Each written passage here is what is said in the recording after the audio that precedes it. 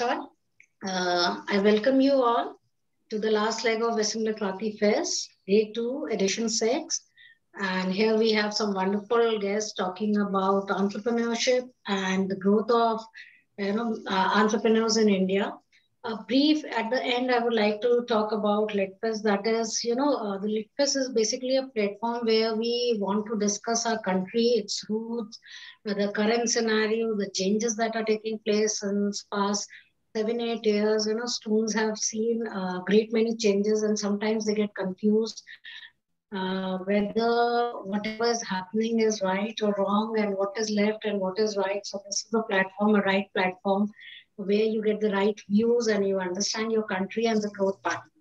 So here we are with this last session, and the session is named Atmanirbhar Bharat, Resurgence of Sone ki Chidiya. So we'll be talking about how we can be Atmanirbhar, and we being the management college, entrepreneurship is the key for the management students. Now I'll take you to the panelists. Our first panelist is Mr. Aprameya Radhakrishna. Radhakrishna, we welcome on board.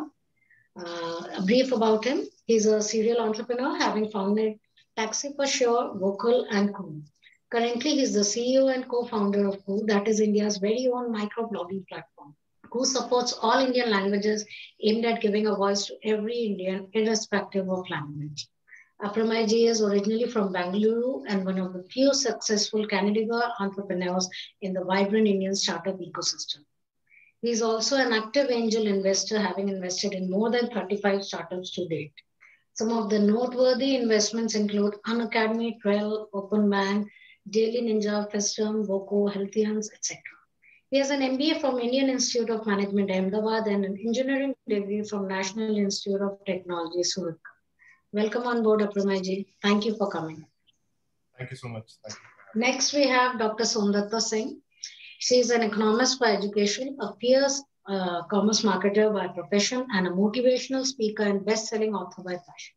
She is a serial entrepreneur and an angel investor, currently operating her third venture, Acidus Global, a 100 million revenue-generating e-commerce company that enables and scales brands across global e-commerce marketplaces. Her previous venture, Unspun Group, an ad tech company, and IRA House of Designers, a crowdsources multi-million-dollar fashion label, has been successfully acquired. In 2020, Dr. Somdutta was designated as one of the Fortune's India's 50 most powerful women and became a member of the coveted invitation-only Forbes Business Council.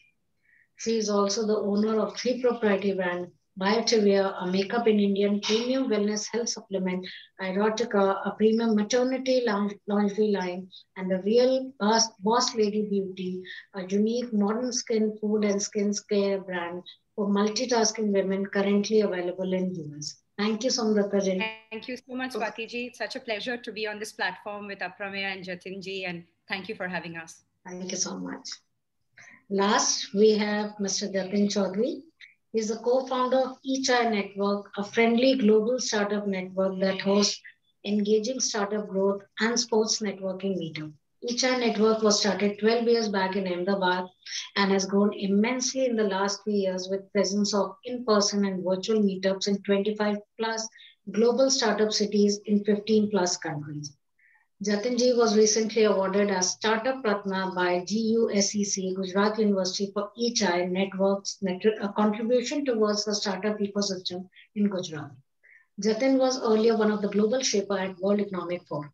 Before starting eChai Ventures, Jatin sold long-distance services in Canada while working in a call center in Gandhinagar, architectural stone products in US and European markets, while working with export groups in Ahmedabad, strategic concepts to Microsoft corporate team while working with a high-end technology consulting company in Udaipur, and HP enterprise servers and softwares to SMEs and large businesses in Gujarat while working with India's largest IT product distributor. Welcome, Jatin ji, again, and over to you. Thank you. Thank you so much, Swati ji. So it is always wonderful to be back at VESIM Literati Fest. Hopefully, probably next time we could do it in person one. Yes, hopefully. Finger crossed. Okay. So typically, if this was in person, we would have multiple announcements, but just to save time, I'll just run through. So what we do typically when we do this panel is to encourage people to ask good questions. So we have some of the organizing team members on Zoom and some of you would be watching on Facebook. So those who ask good questions, we want to reward you. So, but we will not run through the entire thing. So what I will do, we will select 1 or 2 people who will get a ice cream from Zomato, which we will order. So ask good questions. During the it's online now. During the second half of the session, we'll take some of the questions, and those who get selected, they get ice cream from us.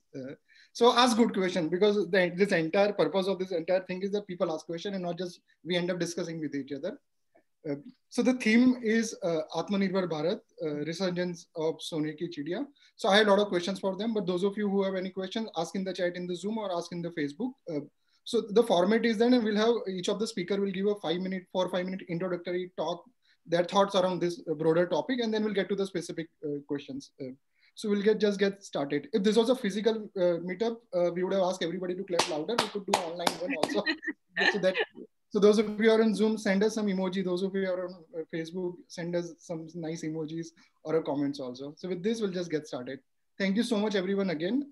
So Somdutta ji, your introductory remarks for 4-5 minutes, and then we'll just get started with our discussion. Yes. Firstly, Jatin ji, the entire team of this fest, and Swati ji, Aprameya, it's such an honor and pleasure to be a part of this. What a great opportunity to talk about Sone ki Chidiya, right? Before I kind of get into the introductory, it's very important for me because you said people will get ice creams and they can add on to their calories. And it's the Sone ki Chidiya topic. Let's ask our students today, do we know who actually coined this word Sone ki Chidiya? When was India called Sone ki Chidiya? If you can just send in your comments on the chat, I would truly appreciate it before I kind of delve into and share a little bit about, this entire concept. I'm an ardent believer that history is the foundation of both economics and science, because until you understand civilization, you understand the ethos where you come from, it's very difficult for you to analyze where you're headed. So in 3000, from 3000, BC to about 10th century AD, was the period when India was called Sone ki Chidiya.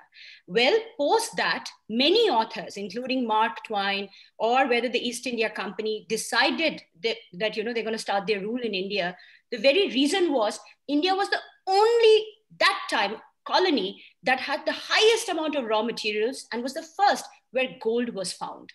Because we had such great deposits of gold in this country, it attracted attention from everyone else. And let's not forget, Columbus never decided to, invent or rather identify America. His only goal was to look for India. So everyone was actually looking for Bharat, right? This civilization, whether it's from the Indus Valley to the extent that we kind of, experienced, has always been the milestone of most civilizations that followed us. From the drainage system to the Green Revolution to the White Revolution, we predominantly have been a country that has done everything that sounds very golden. Think about it. Just 74 years into independence, and we were the first country, not even United States, allowed all the residents to start voting immediately after the first year of independence. Isn't that a golden rule? Doesn't that make us a Sone ki Chidiya? So it's not just about the GDP of the country or about the growth parameters. You, as the youth of this country, which is 70% of our population, have to remember one thing. The milestones that this country has been able to attain in such a short period of time is exemplary. So whether we were called the Sone ki Chidiya during that period or not, we still are the Sone ki Chidiya even now because of these milestones. And if you look at, you have such great entrepreneurs like Aprameya, like Jatin yourself, we come from nothing and we build everything. Do I come from a family of entrepreneurs? No, both my parents are doctors. Even now, my dad calls me the fake doctor of the family. He doesn't consider PhD as a real doctor, but I'm a quack because I have grown up amongst doctors and I've seen so much of it. I said, "Mujhe degree ki zarurat nahi hai, main waise hi seekh gayi hu." Right? So today when my daughter, the fight is what medicine my daughter should take, you should see the both of them arguing and I'm the one who takes the final decision. Because mujhe pata hai ki shayad yahi hota hai har family mein. I'm a first generation entrepreneur. Today, my country has encouraged me, supported me, and not only allowed me to foster and grow, but the kind of policies that my country has put forward has allowed me as an entrepreneur to get my first funding, not from an angel or a VC, but from a bank. And a lot of people think it's hard to get, but I did. Under the Women Shakti scheme, I did get my first loan from the bank and not from a VC. So Sone Ki Chidiya as a concept is not a ideological concept. It is an action-oriented concept. It's a policy-based concept. It's a concept that's ongoing, uproaring, and ever emerging. And therefore, I feel that is what the resurgence of the Sone Ki Chidiya is. It's not that the Chidiya was never there. It was caged for a while, and now it's flying back again. So those are my few cents to start off, Jatin, and then we can move forward from there. Thank you so much. You mentioned it pretty well. Aprameya, your opening thoughts on this? Yeah, so I'll go back into the history of how we've built technology. Right? Like, we've always built technology for places which use technology. As in, if we just mention technology as the places which had internet and access to internet, or devices that will help you access internet. The first wave was us building services companies, right? Few engineers sitting in India, whether it's an Infosys, TCS, Wipro, we were building technology for the outside world because they were the ones who had access to devices, which is PCs or at work, or a few of them who had it at home, building technology for the outside world, right? Next, a few of us in India started getting access to technology with, again, computers. And that's when we said, okay, we want to go fly to America, fly somewhere else. Okay, a company like Make My Trip came. We need jobs, a company like Naukri came about. So we started building technology products for India, for the few Indians who had access to internet and the devices to access internet, right? And then the number of people who had that started increasing. So we said, okay, let's buy online, right? A Flipkart came into existence. Let's go from one place to another. Ola came into existence, and even my first startup, Taxi for Sure, came into existence. And then food delivery. And so transactions were made available or enabled on technology to the people who were having access to technology, which is an expensive smartphone and expensive data, whoever could afford it, right? Now is the time when that has been democratized. The devices to use technology and the price of data has reduced drastically. And we have a whole set of new internet users who have never been catered to, right? And this is our opportunity to build technology for them, right? And technology doesn't mean apps that only allow people to sit and watch videos, right? Or sit and read some news, right? That is essential. But if you think of it, the English-speaking audience of the world, they developed themselves personally because they got the power not just to watch movies online or listen to songs, but they got the power to ask questions and get answers, right? They got the power to actually, reach out and connect with people that they know and not know through networks like Facebook and everything else. They got the power to express their personality and let the world know who they are, right? So there are networks for that. So unless we empower, so I call these the empowering products, right? Which enhance, personalities or self-development, right? If we don't make all of these products available in local languages, we will only allow them to consume content. And that's not what we want, right? We want to empower and help people develop themselves. And this is the time that Indian entrepreneurs who have lived in India, who know the importance of talking in a local language. It is our comfort. When we get into a room, we switch to our local language. When we talk to our family, we switch to our local language. When we talk to our close friends, we switch to our local language. English is a business language for us, right? We're talking in English here because this is a business setting, right? But if I knew you very well and we were sitting in my house, we would switch to a common language that we know. If we don't, then we switch to English, right? So I think it's very important to have products that make every Indian feel at home. We cannot be an afterthought audience for products that are made abroad and then said, oh, okay, there are a lot of people in India, let's go and see how many of them use our product. No, we have to say we will build products for India, for every Indian, keeping their behavior in mind, and then also see whether anybody in the globe also wants to use those products. I think this is the time for that. And I think it's a resurgence of Indian technology because we now have people with who use technology, who can, use products that are made for them. There has been a US technology wave. There has been a Chinese technology wave. This decade is the Indian technology wave. Yeah, brilliant.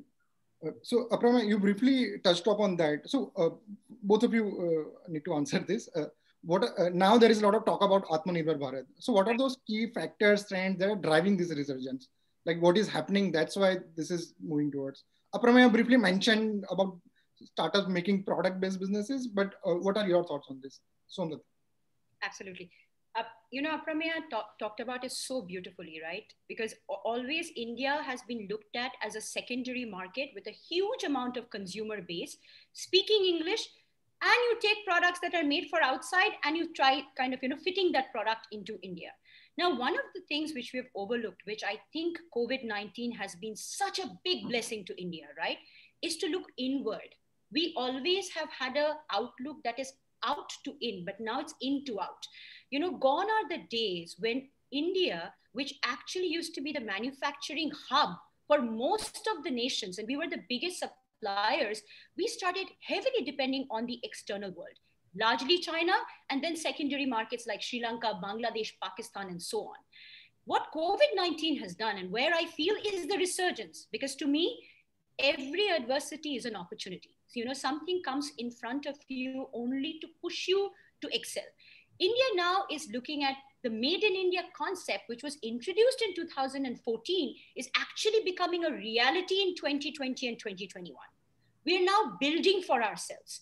A coveted entrepreneur like Aprameya, and I know when he started this entire revolution of creating localized content, think about it. Think about the consumer base we have. Why is Facebook fighting so hard to get the attention of India? Is because nobody else gives the kind of access to consumers like we do. And we put it on a platter, right? You cannot, if you see as an e-commerce entrepreneur, if you see the policies in the United States on e-commerce is super strict. But India is not like that. We are too open as an economy, and we allow people to come in. But what has happened now is we are making products for ourselves. As an entrepreneur who's in the D2C space, I can tell you, whether you look at a Mamaearth, whether you look at Biotivia, the products that we make in India, before it used to be made, even health supplements used to get made in China and then come to India. Now, Indian manufacturers and pharmaceutical companies are in the forefront. We are making the products here for our consumers and we are selling it to them. We are not heavily import dependent anymore. That is the first milestone. The second milestone is that we have started taking on projects from countries outside and started doing fulfillment ourselves. Well, we were always the number one when it came to pharmaceutical raw material, but now we are becoming manufacturing raw material prudent too. I'll give you an example. There's a company called Natureland Organics, which used to do white labeling for very big brands like ITC and so on. Now they are the number one organic manufacturer for even products that are going to United States, to UAE, and so on. I'm seated in Dubai because, I operate out of here and I manage everything from here. And we are seeing that people here from Dubai and from UAE and KSA are now placing all their manufacturing orders to India. So think about it, Jatin, the change that has happened. We have stopped becoming import dependent and we are now becoming an export oriented country that is fulfilling the demand that exists outside. That is the resurgence of the Sone ki Chidiya. Awesome. Thank you so much. Aprameya, you are building awesome companies. You are backing awesome companies. So what are your observations? Why this is resurgence happening right now? I think every country goes through phases, right? Like technology was introduced to us from the West, but we took some time to understand it, adopt it, learn, and now is the time when we actually know what the power of technology is, right? So as a country, I think we've now got the confidence, one, the realization of the power of our market, two, and the resources, right? So there are enough engineers who know how to build technology products. There are enough leaders and entrepreneurs who have gone through the first, second wave of entrepreneurship, who know how to build companies in India, right? Who know how to dream big. And chalk a path out to become big companies. The number of unicorns, right? We had like 5 unicorns announced last week. So I think this is the beginning, right? And the more confidence we get and the more ability we build, the more we become, an unstoppable force, right? And, combine that with an acceptance of the world that, we're very giving, right? Like, India is very giving. We won't, like, if coup went to some other country abroad, it is going to respect that country's law of land. Yeah. So we'll introduce coup, but what they do with what is being said in their country is up to them. It is not going to be defined by us, right? So that kind of a product doesn't exist, right? So that it's very important that we believe in ourselves. Like, you become independent. Like, as a guy who's born in a middle class family, I never took money from my father beyond 12th standard, right? I stopped, right? And that made me confident. And over a period of time, I've found my paths to become more and more independent, right? And with that independence also comes the confidence that I can make others independent, right? Building companies. So I think it's very important for a country also to go through that adolescence, wherein that phase where more and more people should believe that India can become independent first, right? With small amounts of money, whatever it is, whatever little thing that we can do. And then that over a period of time will make us extremely confident adults, right? As a country also will grow into becoming a very confident adult. And we will be, given our history, we will be very encouraging of everybody else, right? So I think that is the definition of, why this is the right time to become Atmanirbhar, right? Given everything that's happening in the world. Yeah. So, Yatin, I yes, want to please. just add one thing because Aprameya said it so beautifully. The $78 billion industry of yoga is purely because India did not optimize it at the time we had a chance. Westerners have always looked at India, taken what we have, and made billions. It's time for us to do the same. Think about keto. How many of us listening today know that the concept of keto, basically fat-based diet, is already there in Patanjali? One of the things which is super important, as we focus on building this nation up, is the appreciation of where we came from. Understanding our Vedas, the Upanishads that we have. Why does Bharat really have that Sone ki Chidiya opportunity? Is because of that. Because we always look at Western, they make a name and they say keto, great, bullet coffee. In Patanjali, the rishis and munis have talked about the importance of fat-based diet because the brain is made of fat. The only thing that it actually uses to burn is fat. So, but we never used it. Whatever we have taken it for granted. That's the only reason it has taken us a little bit of time to go ahead of the West. But now, with people like Aprameya, Yatin, you and the great work Swatiji and everybody else is doing, and the youth that is listening to us, it's time to appreciate what we have. Don't look out and tell them that they should give you guidance, because United States of America is a country of immigrants. This nation is a nation based on culture, ethos, and value system. We should not forget that.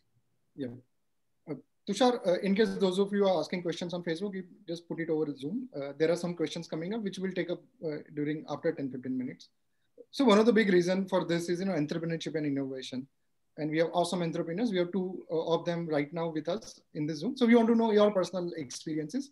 So now after listening this talk, or a lot of people will get inspired to do something, contribute for the India. So in your experience, what are the challenges that you faced and how are you making it happen? How are you thriving now? Just brief about that. The challenges you face and how are you making it happen? Somdutta. Yatinji, I came back from US after my education because I wanted to do something for my country, right? I was all about nation building. बहुत कुछ करना है अपने, भारत को change करना है. अगर मैं ही वापस नहीं आऊंगी और मैं ही वहाँ पे रहेगी तो dialogue हो जाएगा, है ना? So I thought that and I came back. But was it easy? No. Because we are talking about the realities of the country, we also have to, we also have to address the challenges we have. The ecosystem of entrepreneurship is developing now. 2013, when I started, it was not like that, right? First things first. Our policies were not very entrepreneurial friendly at all. And I'll give you an example. I don't know whether Aprameya experienced this or not. I was one of the first people to get a notice from the income tax department for angel tax. I fought that case for 4.5 years and I won it. Everybody said, you know, pay off, do whatever, you know, don't get into this mess. It'll only affect the company. And, you know, if you want to get acquired, it'll be a problem. I'm like, if we have not done something wrong, and if we have actually executed on everything in the correct way, paid all the taxes in time, how can the angel investment be taxed? And when 2014, we got the notice, it was, the policy was still not concrete. It only in 2019, they introduced the new policy. So imagine the 4-year-long battle that I had to fight. And Aprameya may be aware of it also because it was a huge, long battle. 2017 to 19, I became the first woman to chair NASSCOM's product council, you know, won an election, etc., etc. Was it easy? Absolutely not. The entire community in the product council, there was nobody who was an entrepreneur except for me. They were all people working in very big corporates who were participating in the election and were the voice of the nation. Think about the other problem, and Aprameya can give more insights. Software alone was not patentable in India until 2018. So everybody, so why there was so much of brain drain from this country is 2 reasons. One, you couldn't patent software standalone here without a hardware infrastructure. It was very difficult to prove it. So everybody went to US or got an international patent, and therefore they had to shift their company. Second problem is valuation. Most VCs look at an Indian company and say, no, you know, you cannot be, your valuation cannot be compared to a US company. So I say this openly, I had to set up my now venture Asiders out of US. India is a subsidiary, but I had to set up the company in US because for the volume that we were doing, we were not getting the right valuation in India. And I say this with absolute honesty that at the end of the day, there are many that are looking to come back to the country, and there are many that is going out of the country and becoming very successful. The challenge is, how do we bridge the gap so we can entice more and more entrepreneurs to stay in the country, build for the nation, but also get the right valuation and support. Though there are so many policies, including the Mudra loan, etc., 90% of the people don't get it. You know why? Because the banking system and the governance, so government, governance, and banking are not integrated in this country. They're absolutely, sporadic in nature. If you go to a bank, they don't know half the things that they're doing because they're not educated. They're not aware of the startup policies. So while I was lucky, I got a loan because the manager then knew in Indian bank, the process, etc. 90% of the people I know have never got it. So the challenge is all other governments, Singapore, Poland, UAE, US, they all incentivize entrepreneurs to come and set up businesses here. The system is conducive for you to succeed. We need to create that ecosystem. So we become more and more agile and more intuitive to become successful in our country. That system is still not there yet. Aprameya can add more, of course. Your own challenges and how are you making it happen? Yeah, I think the challenges have varied, right? Like, when we started Taxi for Sure, our idea was in 2010 and 2011 is when we launched the first version. And, just getting angel investment or anything like that, small amounts of money, even for as large an idea as Taxi for Sure was just not existent. Like when we thought of the idea, this was in 2010. So the same time, so we didn't know about Uber then. We didn't know about Ola being in Mumbai either.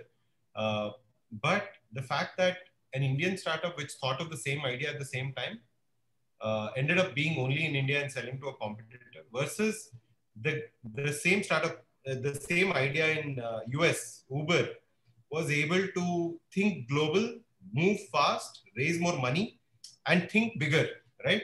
So I think back then, we were limited by resources, whether it's capital, whether it's people who will build a startup, whether it wasn't about the thought.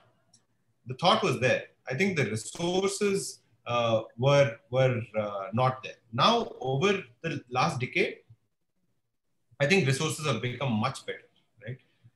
Like there is an angel pool available. Like there are enough number of angel investors in the country right now. You can just ping and see whether they sync with your idea. So that has developed. So money has not been a problem, especially in early stage, right?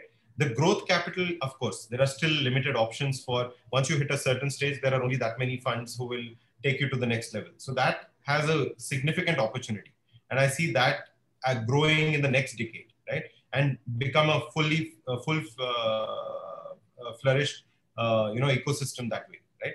And the talent available has also increased, but the cost of that talent has also increased. So, for that amount of funding, you are getting that much talent. Now, again, the funding has increased, but again, the talent is taking up all that money anyways.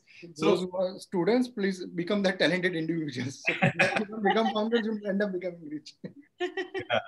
So I think things are improving for the better. In terms of policy itself, when we started Taxi for Sure, aggregators were, seen as illegal. Now, at least there is a policy around how aggregators should behave. So I think the direction is right to accept startups but acceleration in that, just to understand different types of businesses that are coming up. I think, even the social media intermediary guidelines that have come up, I think it's a very good move because, instead of waiting for things to happen and then reacting to situations on various social media, they've actually done guidelines. So now all social media know how to behave in India, right? So I think these are very good signs of having the right intent from the government. There's a lot more to do. Engagement has to improve, all of those things, but there is intent, right? Then there is resources, whether it's talent pool or money, all improving. So all of this coming together will only make us better. Yeah. I have a lot of questions, but it's 2 p.m. We have a lot of audience questions also. So probably we'll do one by one. So one of you answer one question. Sure. Deepak has asked, I want to build my own startup, but I have no proper guidance of where and how to start. What is the structure and on? So are there any government or any platform where one can get support for ideas and structuring the business? Ashutosh has asked a question. I'll just read out his question, which is in the similar lines. Not many people are aware of the help the new government is providing. Can you elaborate on some new government policies which have changed the game? Somdutta, you take this up, and Aprameya, you take the next question. Sure. So maybe I'll start with the first question because he's asked about, how he wants to start up and where he can get the guidance. I think the first step should be to enroll yourself under the Startup India scheme. That's very important because the Startup India platform is becoming very robust with time. There is access to mentors, access to funds, access to a lot of resources in terms of even talent pool that you can basically sign up with. If you are a woman entrepreneur, you should definitely be a part of, WEP, which is the Women Entrepreneurship Platform. I was, one of the key people who helped build this, and I'm still a part of the core committee. It is a phenomenal platform. It's not just restricted to tech because we need to be aware of the fact that tech is an enabler. Like how Aprameya built the model of aggregation, tech was in the back end, but there's a lot of other things that goes into building that. So if you are an entrepreneur, even in the consumer space or not necessarily doing something tech, wep.gov.in should be your go-to place if you're a woman entrepreneur. And if you're a general startup, please go ahead and sign up on Startup India, and you also should get the code. As you know, if you're a startup after 2012, you are entitled to a lot of different grants and schemes. So please go ahead and get it under the DIPIT scheme. And I think that should be your starting point. And then depending on the industry you're in, then there is a lot of different things and support that you can get. But that should be definitely your starting point. And my suggestion would be, if you don't have good answers, start becoming good at searching. Start becoming good at Google.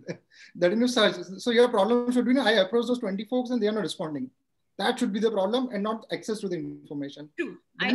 Next step then. There is a lot of resources, Jatin, as you said, the problem is not the resources. The problem is we sometimes get too lazy to even search. We feel everything should be given to us on a platter. That mindset has to change. Yeah. Darshana has asked a good question. How to establish and maintain a culture in a startup? Can you suggest any business-related books that inspire you the most? Okay, there are 2 questions. So, Aprameya, how to establish and maintain a culture in a startup? So, each startup is different. Each entrepreneur is different. We should look at startup as one human being, right? Like while There are many people who are running the startup, but just like I am different from millions or billions of other people, and you guys are different from each one is individual, right? Like each startup is an individual, right? And various things form that, right? Right from how we behave at the leadership, what is most important for you, what drives the startup. So, for example, at Taxi for Sure, a culture was to respect the driver. One piece, right?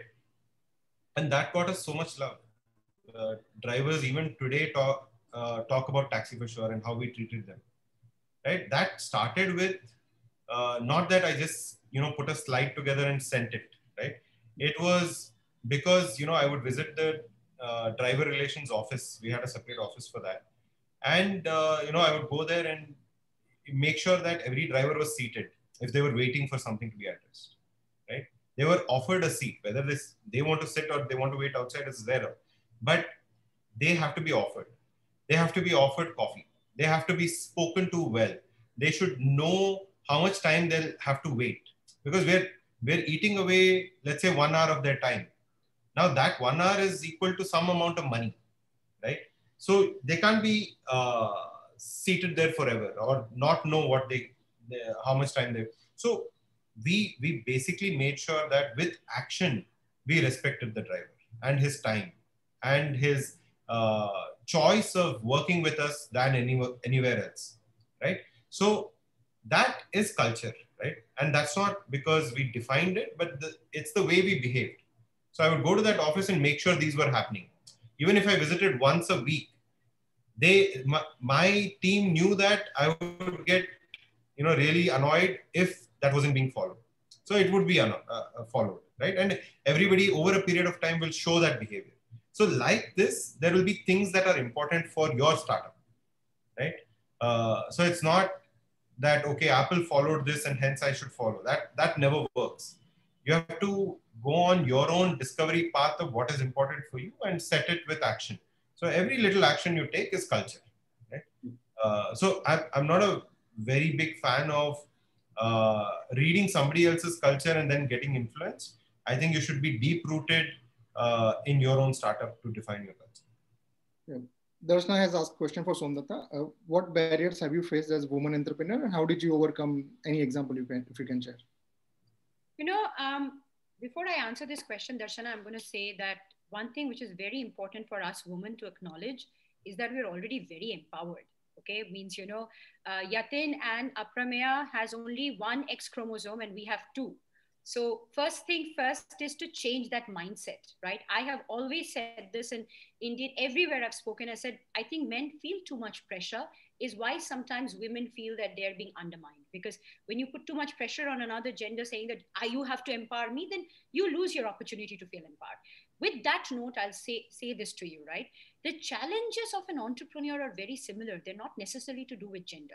It's to do with a mindset, right? When I'm approaching a customer for a particular deal, the customer ultimately is going to see the KPIs that I'm going to meet, the value that my product is going to add, the advantage they will see by, working with me, right? Today, I own 8 different D2C brands. Now, in these brands, when I'm selling them, I only sell them online. The end user doesn't get to see me. They relate to the brand. They relate to the quality of the product. They relate to the delivery and the fulfillment and the customer service they experience. And that's where their affinity builds. They don't go and Google who founded the company. It's only a VC or an investor that will do it. Now, as an entrepreneur, you have to ask yourself a question. Who am I catering to? Is the need continuous? Am I trying to disrupt something where the need doesn't exist at all? Or am I trying to create something or create a model which there is a need, but I'm disrupting it to add more value to it? So in terms of the challenges that I've faced, is mostly been the policy-led challenges, which I think is common for both a male and a female entrepreneur that I faced when I started my business in India. Even till today, the challenges that I face are mostly to do with policies. I'm fighting GST battles all the time, because when you are into consumer products, you have via multiple GST registration to do fulfillment. I have my own warehouses, so I'm working with FSI and different other things where they will come for inspection, and then there is something that goes wrong. So those challenges are pretty much there in every entrepreneur's life. The only thing that I've faced maybe as a female entrepreneur is sometimes the risk I've put myself into going to events and coming back late, worrying about the security. I'm being honest. That's the only thing I've faced in India, which I don't face in Dubai or anywhere else maybe. Oh, I have had it in US as well. I've lived in New York for a very long time. Let me tell you something. It's a preconceived notion that India is unsafe. I lived on the 42nd and 11th Street, where on one end is the Hudson River, on the other end is Times Square. Just to walk that road, I have many times feared for my life, and including my safety. So it's got nothing to do with India. But that's the only thing maybe as a female entrepreneur that I've faced, where I've gone to events, gone for meetups. It's been too late at night. Security has been a worry. But from running an organization, I've never really had to face any issue, including the people I've hired. Most of the people working for me are men. I don't hire them because it's gender. They're capable. And then I have women doing phenomenal work on other sides. But it's not like, okay, because I'm a woman entrepreneur, 80% of my organization has to be women. No, I'm building an organization with talented people, gender agnostic, focused on the right kind of skills and assets so that it can even run without me. I have to hire people who are better than me, so I cannot be biased towards a gender. So Darshana, remember something. Build something so formidable that your gender is not your barrier at all. The product speaks for itself, and nobody is going to question whether it's a man or a woman who's built it. They'll only care about it's a great product. Thank you so much. Rahul has asked this question. While banning or restricting foreign businesses, is India becoming Atmanirbhar, or will it impact our competitiveness like pre-1990s? Aprameya.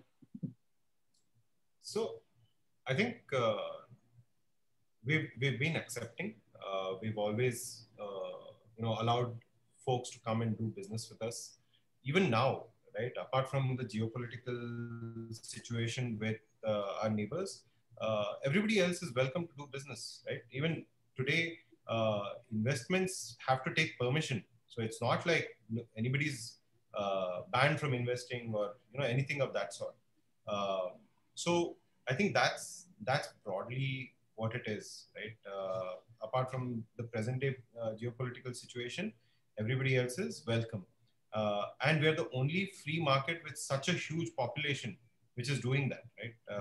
China had closed itself and hence made waves with their own version of Google, Facebook, Twitter, everything, right?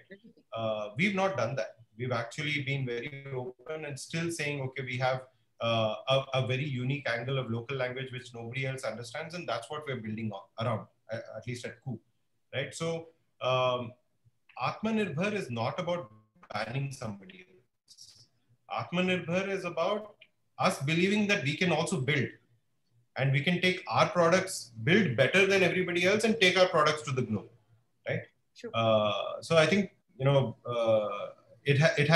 have to decouple the two, right? And then look at it. Okay, awesome. Those of you who have any more questions, you can keep on asking. We'll move on to the next segment. So this is a part where so typically when we have this panel, we do this thing where we have panelists ask questions to each other. So you want to know what experts would want to know from another expert. So Somdutta, if you were to ask a question to Aprameya, what would that question be? I think, for any entrepreneur, it's very important to know the right time to exit. Aprameya, when was that for you? Were you building T4S to be like this billion-dollar enterprise, or did you know that I'll have an exit model when I want to exit and at what time? So when we were very naive first-time entrepreneurs when we started, as in we just wanted to solve a problem, and everything was an on-the-job learning for us. Whether it's fundraise, whether it's scaling, whether it's hiring people, whether it's exiting, we were reacting to situations thrown at us. The one thing that worked in our favor is what you were mentioning just now. We were fortunate enough to have been solving a problem that everybody wanted solved. So we were in a space. It didn't matter beyond a point who was running company because, you know, people wanted to get from point A to point B, right? And the demand was so high and the drivers wanted business. So you just had to keep getting better at what you were doing, right? So we had no plan of exit, of course. We wanted to run it forever. We were setting ourselves up for a structure like that.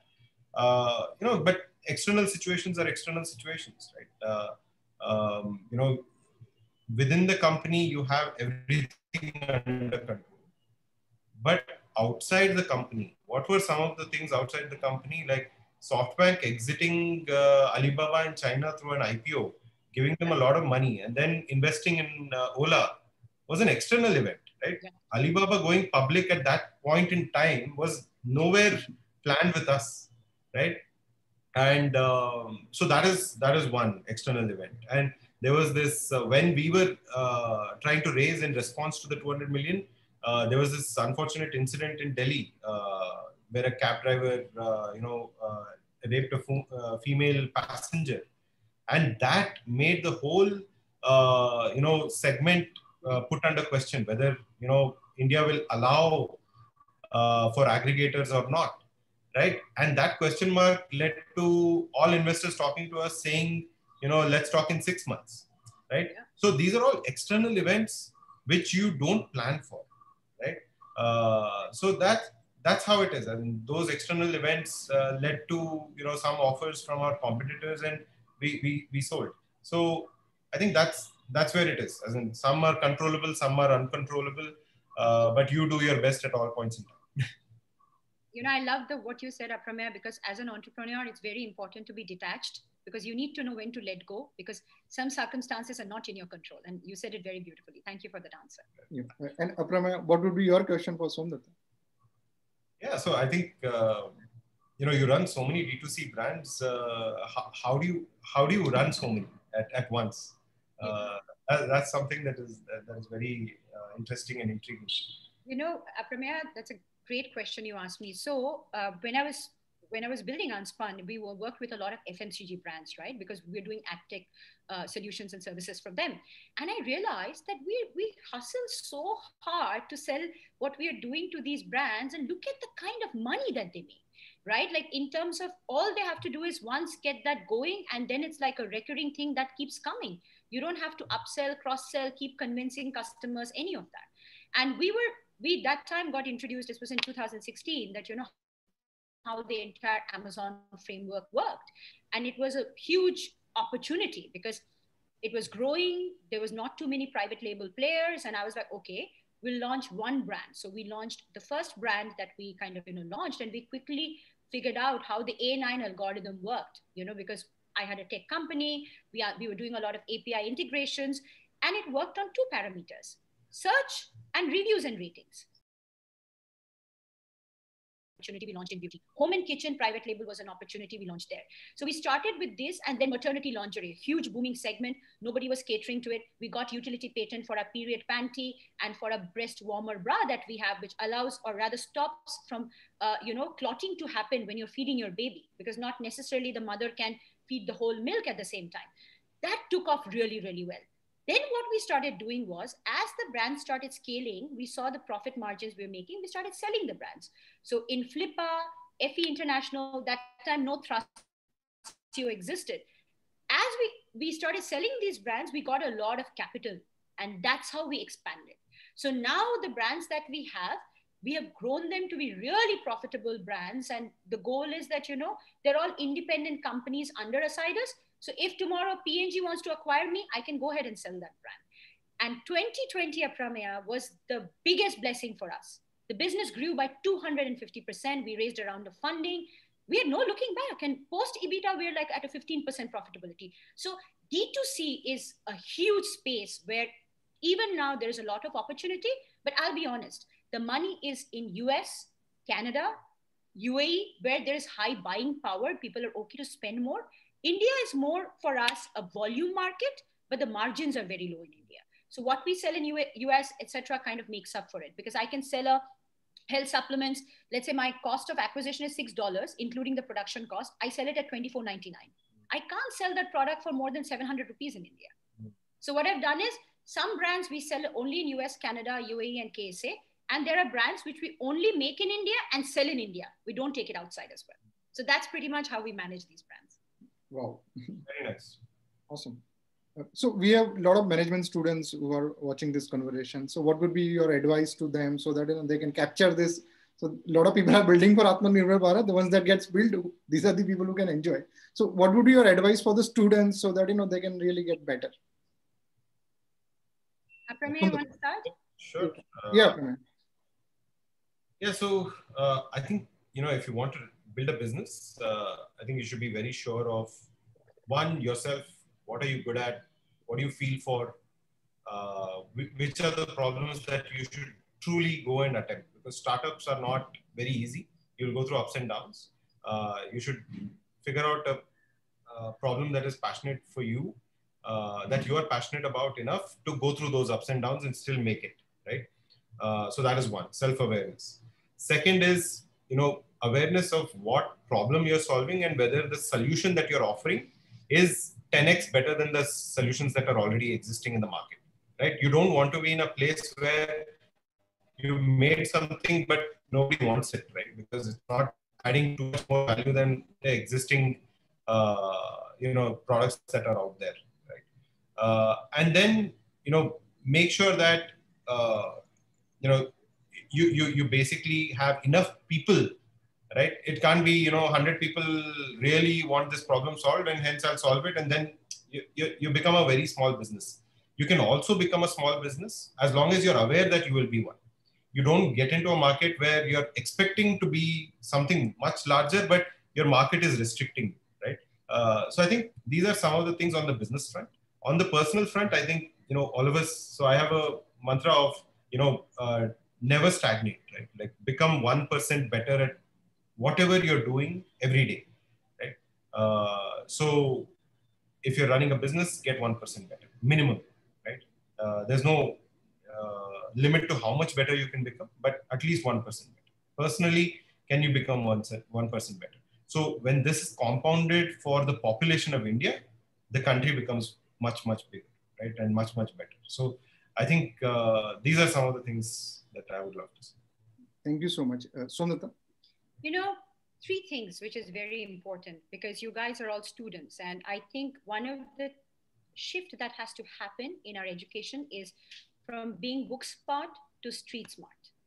I was born in Calcutta in a Bengali Brahmin family, but my dad wanted me to think like a Marwari. And that's the best thing he did. So he used to take me to Calcutta Club all the time and taught me to hustle, right? He said, you see these people, they're not necessarily always going to the best of the schools or best of the culture. So they had this whole ka kha ga gha, where they used to say ka se kamana, kha se khana, achhe se kamao, which means earn a lot, eat well. Ka kha ga se gawana, kabhi mat gawana, which means be very prudent about how much, where you're spending, how you're spending, because at the end of the day, investing in the right thing is always the right, is always the most prudent thing to do. So the balance of passion and prudence has to be there. And that's why I say, don't be just book smart, be street smart, know what you're building, for whom you're building. Not everybody can be an entrepreneur. So don't get carried away with this facade that, oh my God, if I become an entrepreneur, it sounds very sexy, very fancy, and therefore success is an imperative. It's not the truth. I struggle every single day, and I'm sure Aprameya's story is not different. Even though I've sold to companies and I've failed miserably at one. But the hustle continues. It's everyday thing. You have to wake up every day morning and remind yourself that today, these are your intents. This is what you got to accomplish. And it's going to be a new day, a new kind of hustle. There'll be challenges. You have tech, you have operations, finances, people. You have to manage everything. So also definitely look at an option where you can be self-sufficient. What I mean by that is not necessarily becoming an entrepreneur, but becoming an intrapreneur. Maybe work with someone like who's an entrepreneur, has a great setup. You have a great idea, work with them, collaborate with them, so you can see your idea, see the day of light, but also you don't have to compromise on the other aspects of life. The other is when I say self-sufficient, today you see influencers are making money everywhere. Who knew the concept of influencers even existed 2 years back? Today, these guys are multi-millionaires. So there are these small skill, passion-based areas that are constantly emergent. So ask yourself, what are you really passionate about? And then go after it. Even if it means becoming an influencer on Instagram and Facebook, it's a great job title because you're self-sufficient. You're doing something that you're passionate about. Don't follow a herd mentality. That is so important to stop. We often are looking at others and feeling that's what I got to do. My parents are doctors. I could have easily joined their hospital and led a very happy life. I ran away from home. I don't encourage anyone of you to do that, but I did because I had to find a way to prove myself and do something I like. Do I sometimes wake up every day and say, oh my God, everything is fabulous? No, but I love it. I love it because this is what I'm passionate about. But I'm also prudent. I put my money in different buckets to ensure that my basic needs, my responsibilities are taken care of. I don't get carried away. So those are some things which are very important as young minds to keep in your foray, that don't get carried away by notions. Keep the passion and the prudence, a balanced approach. That's it. Yeah, thank you so much. And in addition to what they mentioned, I would give a small suggestion of making good friends in life. That will come very handy. Oh yeah, your network is your net worth. Completely, Jatin, completely, 100%. So now we have 5 minutes left. So you can give a 1 or 2 line answer. So we can take 2-3 more questions. Ashut has asked a very good question. Are there any missed opportunities that you wish you could have leveraged? Somdutta. Wow, that's very interesting. I don't think like that, Ashut. I saw when COVID happened, I came up with a COVID merchandise because where our manufacturing for our, lingerie used to happen, the factory was being underutilized because of all the COVID restrictions. We said, okay, chalo, we'll do mask, we'll do et cetera, et cetera. For me, I see what I have at hand and the resources that I have at hand and how I can utilize it, right? So for me, I don't cry over spilled milk. I don't cry over somebody else's success.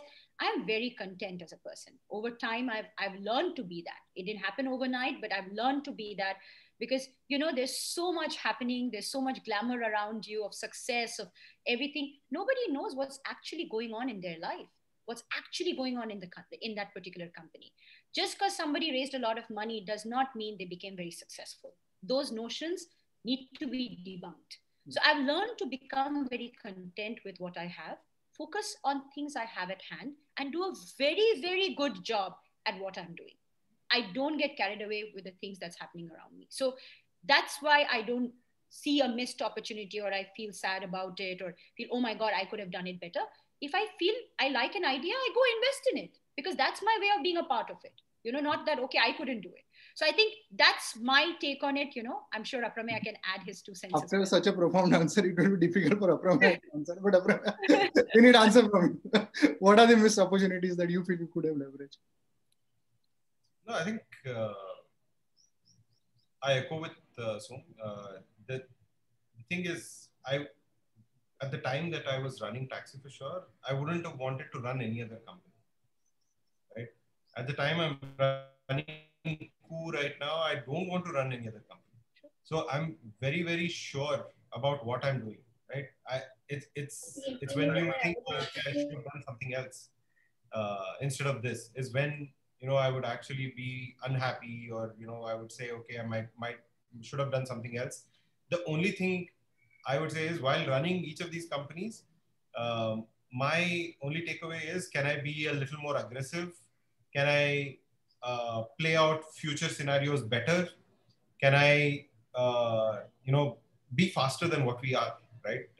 So I think that's the only thing that I keep thinking about. Apart from that, I'm at all points in time so far, I've been very happy with what I'm doing. Yeah. And so this is a hypothetical question. So assuming that Swatiji is organizing this VESIM Literati Fest in 2031 again, after 10 years, and they invite us again. So what we would discuss? What do you think could have happened in India? Like, assuming this is a 2031 discussion, what has happened in India in Atmanirbhar Bharat? What are the breakthrough things happened in last 10 years? I think, there will be at least 100 unicorns won. Not because of the valuation. I'm just giving the unicorn term because there will be that many big companies in India. Out of these, a significant portion would have also launched and adopted, not just launched, but adopted aggressively by the world. and we would have realized our potential to build startups, not just for India, but for also the world. I think this will definitely happen. Yes, Somdutta. I think there'll be a huge fight to get an entry into India. The battle that you see for H1B happening in US, I'm telling you, half of the brain is going to come back to India, because India is going to be the place to be. India will see the biggest and the most monumental resurgence ever, because of if we put the right perspectives and the policies in place, and we become more productivity than politically focused, more productivity focused as a nation than political. I also believe that the rupee is going to just get more and more stronger, so that therefore we'll have a better deposit, better FDI, everything will kind of become very, very strong.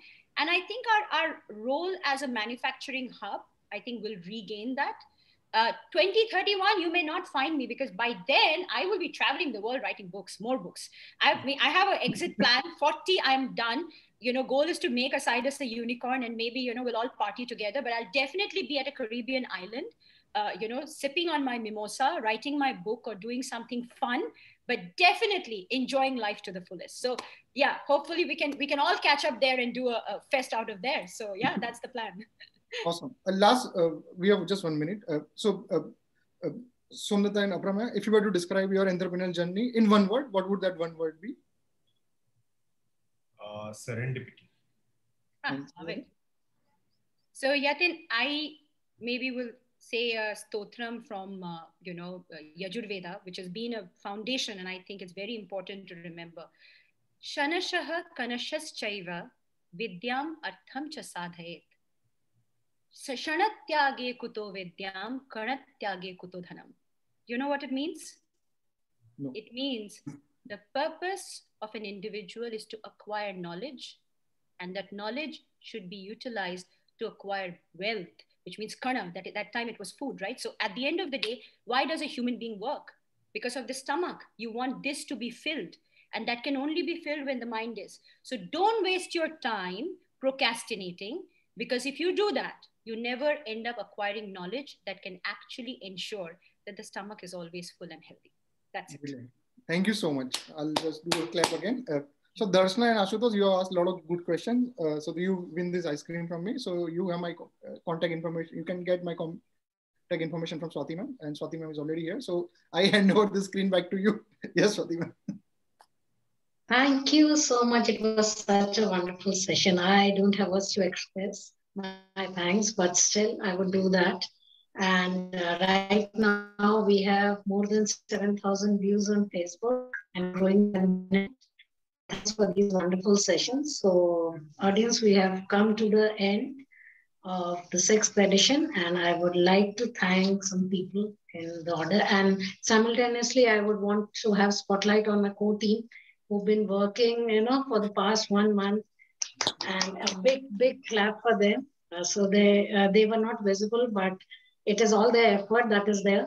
I'll start by thanking Dr. Satish Moth, who's the head of VESIM, director of VESIM, and the chairperson.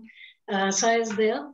It's his, ideation. It's his path that we are traveling on. The students, me, the team. Can you put the spotlight on Sir? Somebody? So is there. So we are walking on that path, and we are grateful and thankful, sir. You've given us, and we are sharing in this knowledge. We are having your blessings all the time. Thank you so much, sir. Then I would like to give a very special thanks to our team member, Mr. Sandeep Patil.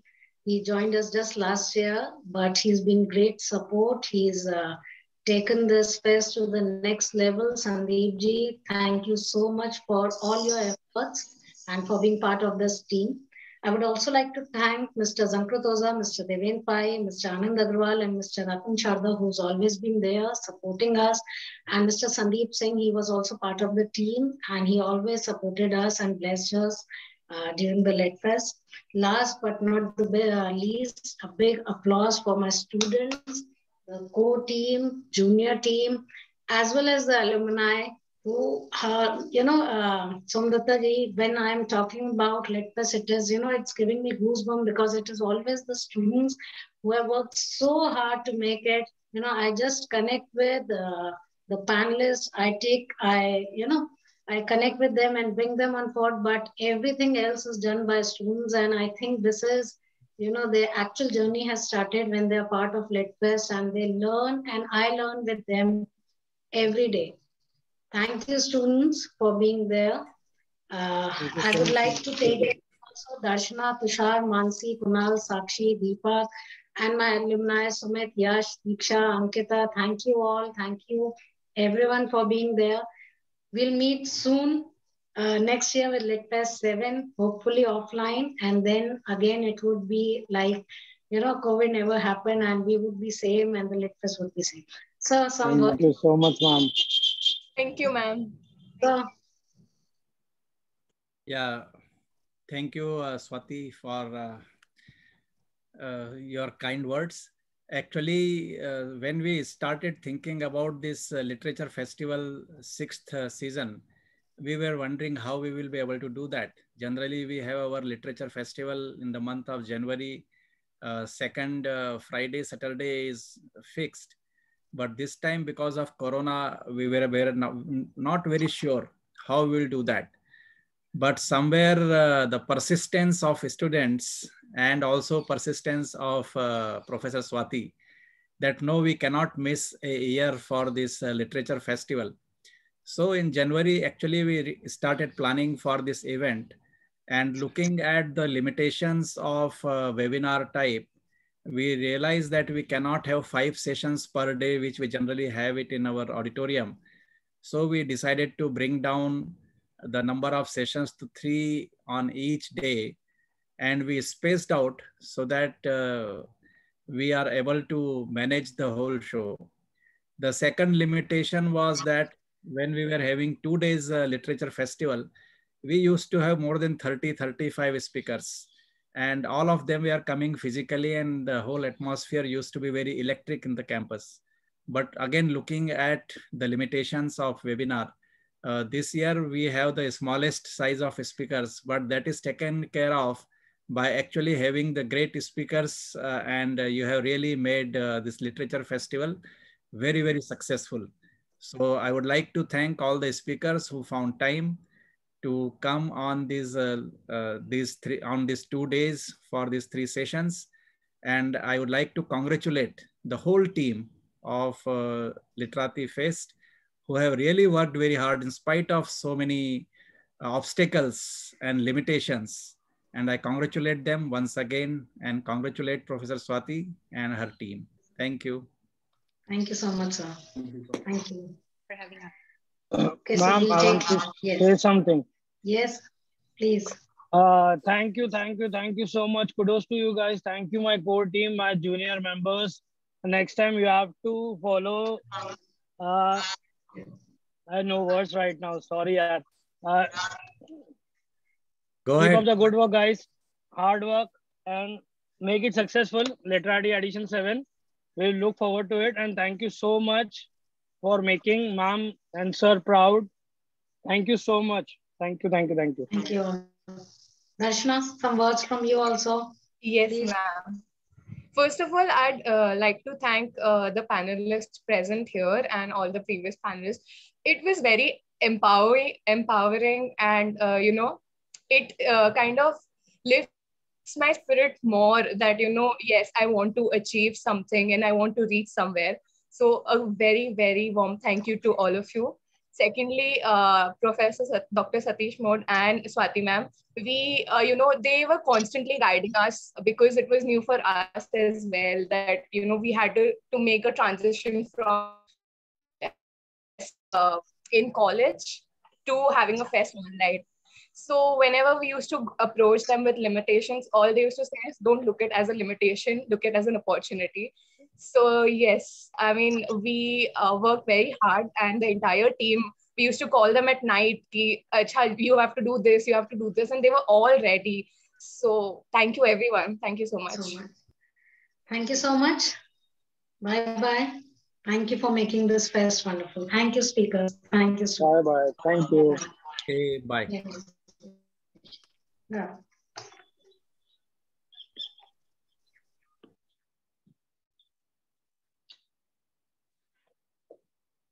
Guys, we are here only. 68 left. We have around 60 participants here. Yes, we have 60. Panelists have left?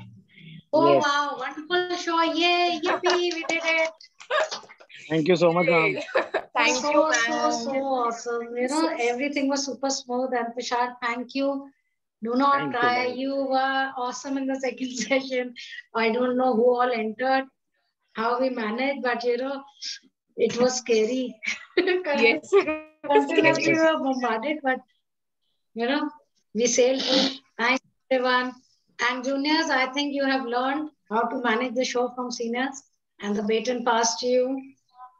And when we'll meet physically, the first thing we'll talk about is what is your learning and how we'll go about it. So calling now, I'll take his phone. You all continue. Bye-bye. Yes, ma'am. Yes, ma'am. Bye.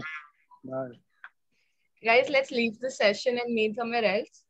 Okay. I can still see 60 participants. Same meeting link, yesterday's meet link. No, that wouldn't exist. Why? That is exist, no? No. Expire हो जाता है. हाँ, expire हो जाता है. नहीं, वो working है, वो रहेगा. तुम लोग आ जाओ, वो है open है. Try कर. Bye. Bye.